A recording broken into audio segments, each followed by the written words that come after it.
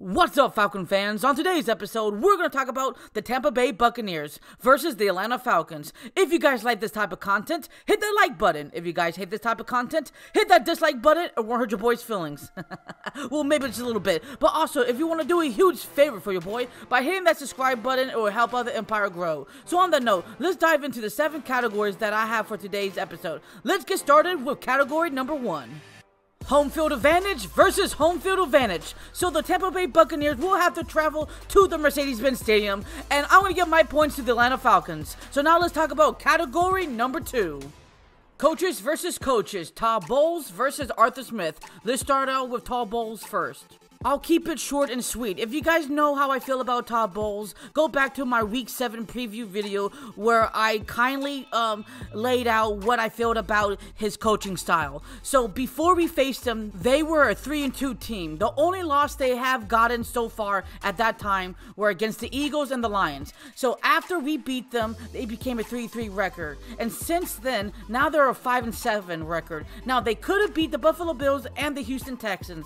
If everything played out a little bit differently, instead of the record is 5-7, they could be a 7-5 team right now. So in the back of our heads, we cannot say this is gonna be easy cakewalk, because they can clearly dominate in all 3 phases of the games if they truly want to. So now let's talk about Arthur Smith.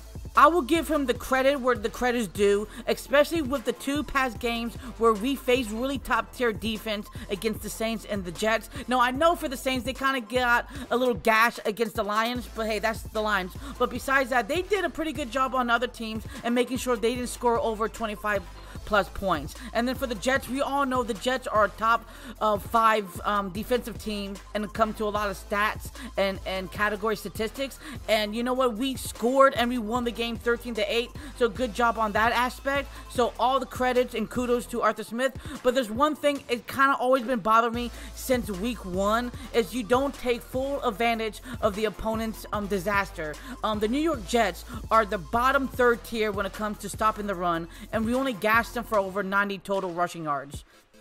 I know it's raining and there's probably some certainties that, you know, the Jets, they probably also realize that and try to fix that. And I get it, you know, football is a chess match piece type of mentality, but even still, I thought he could have done a little bit better job. But, you know, hey, you know, I'm not going to cry over spilled milk over here. So my points is going to Arthur Smith because he's riding the wave at the right time. So now let's talk about category number 3. Falcons quarterback and wide receiver versus the Buccaneers secondary. Let's start out with the Falcons. It's no secret that the Atlanta Falcons are not a great passing team anymore. We rank number 22 when it comes to passing yards in total. And it kind of shows in game day and obviously on paper as well.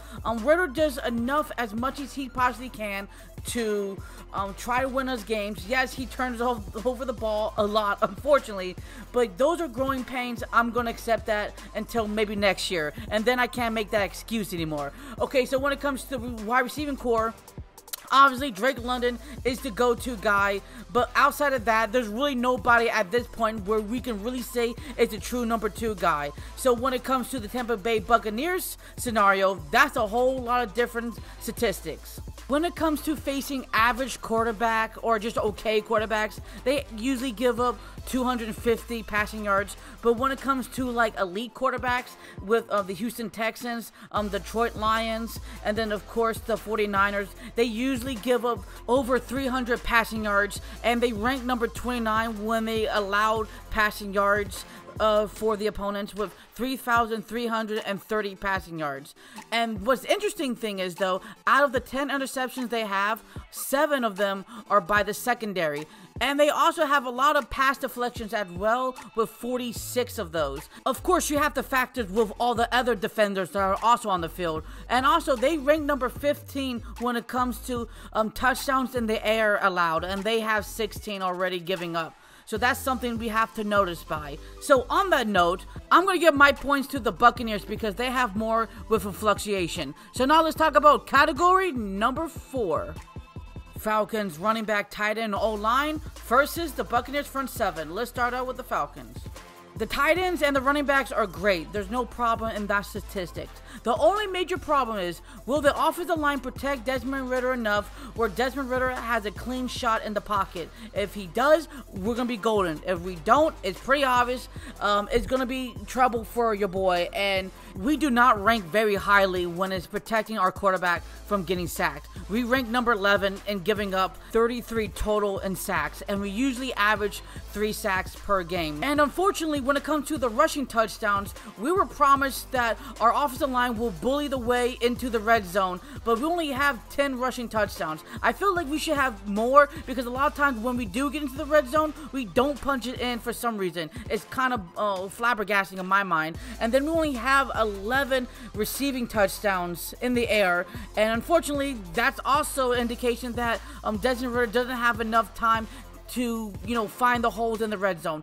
But I digress. So now let's talk about the Buccaneers front seven. They're very solid in gets to run. They rank number 10 in stopping the run with 1,188 rushing yards.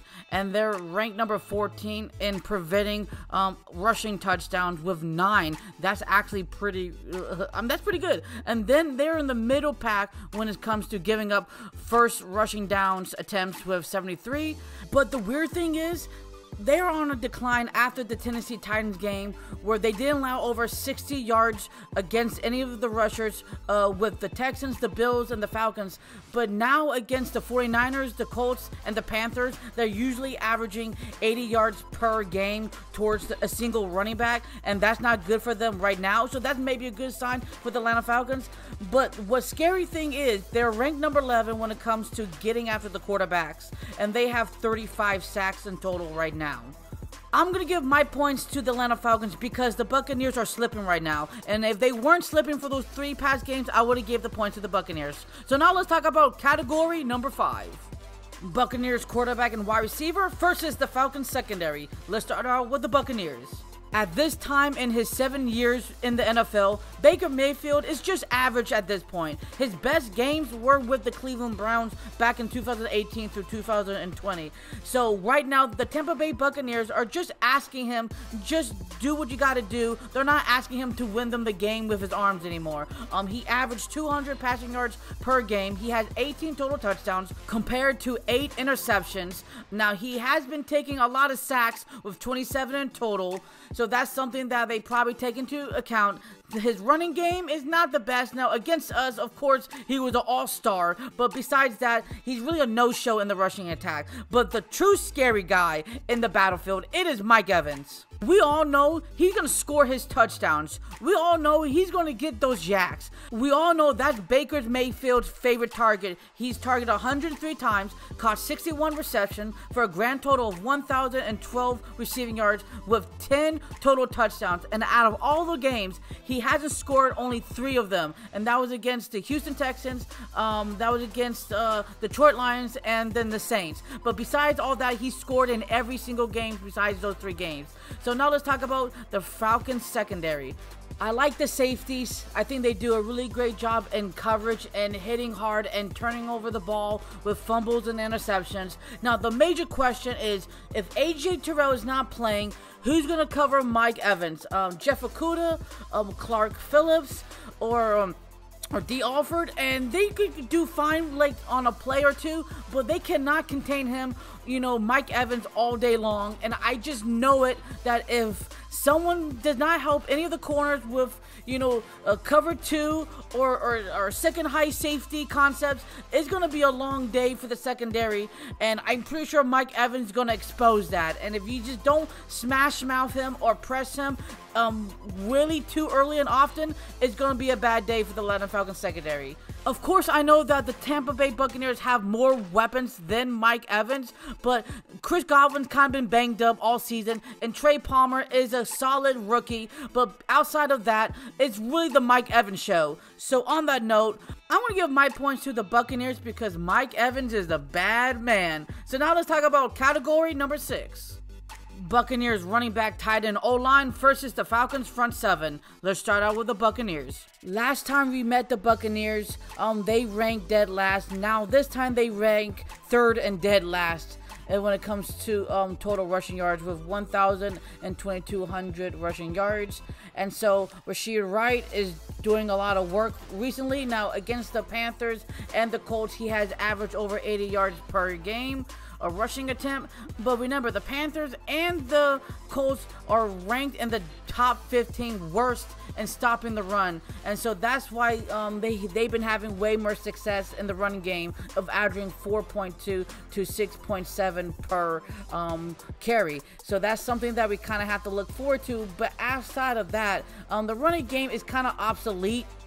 The offensive line is still just mediocre at best over there. They used to be a really solid unit a couple years ago. Now, not so much. And then, of course, you know, their tight end situation with Kate Ottman, who's doing a lot better performance-wise since week 9 against the Houston Texans and beyond at this point in time, where he's averaging 40 yards per game, giving Baker Mayfield a chance to move the chains a lot smoother and easier now. So that's something we have to look forward to. So now let's talk about the Falcons front seven. The Falcons' biggest strength when it comes to the defense side of the ball, not allowing the quarterbacks to go air raid on us, with over 3,000 passing yards so far. In fact, we ranked number 9 in total, 2,663 yards. Now, that's also including with the corners as well, but the linebackers and the pass rush and whoever is in the front seven definitely does their job as well, to making sure the quarterback does not throw crazy numbers, you know, when we're in coverages. Now, when it comes to stopping the run, we rank number 15 with 1,294 rushing yards, and we are tied for first with the Baltimore Ravens, and allowing the fewest rushing touchdowns so far with only 4, and all those are by quarterback plays, not by the running backs. And we can't forget about the Falcons' defense in creating turnovers, with 7 interceptions and 14 forced fumbles so far this season. And I love that we're constantly getting pressured and getting after the quarterback, even though we don't sack them consistently enough. But I still like a lot of the tackle for losses and a lot of crazy blitz concepts that really tricks the quarterback. So great job on that department. So I'm going to give my points to the Atlanta Falcons front seven. So now let's talk about category number 7. Special teams versus special teams. Younghoe Koo and Chase McLaughlin, they both do a pretty good job at their own unique ways, and everybody else on the special teams has done a pretty solid job. So I'm going to give my points to both of the teams. So now let's talk about the final prediction. My prediction is that the Atlanta Falcons will win this game 24-17. This will be a close game again, like the first matchup we faced at their place. Pretty close as well. It will come out to the very end of the drive, but I have noticed this right now. AJ Terrell and Jeff Okudah are both questionable in this game. If they both are out, that can spell trouble for the Atlanta Falcons, and maybe the Buccaneers can probably have a better chance in winning this game. Hopefully that's not the outcome, but if it is, don't be shocked about it. So on that note, if you guys lasted this long to the very end of the video, thank you so much for taking your own personal time and day to watch these Falcon content videos. Here's more on the screen if you guys are interested. So what do Falcons do? Rise up. Until the next episode, show love and peace to the world, and peace.